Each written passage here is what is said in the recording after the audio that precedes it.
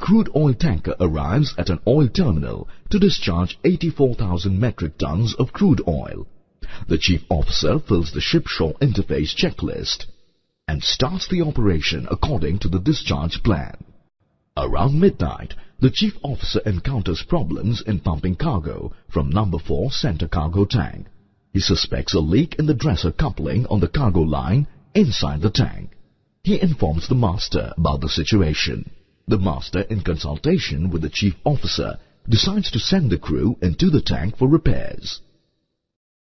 The chief officer checks the tank's atmosphere readings and finds it to be 1% by volume for hydrocarbon gases and 6.5% by volume for oxygen.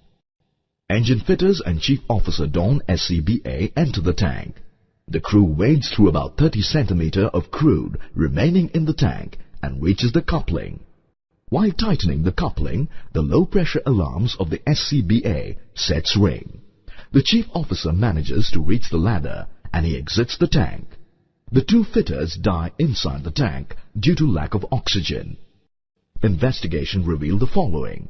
The crew did not follow the company safety checklist, an enclosed space entry permit which clearly states that the oxygen reading in the compartments should be 21% and hydrocarbon less than 1% lower flammable limit.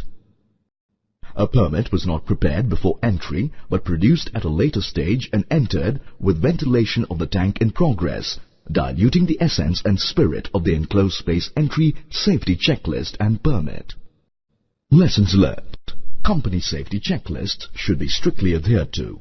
Fictitious entries should never be made just to fulfill the paperwork exercise. Safety should never be compromised despite commercial and operational pressures.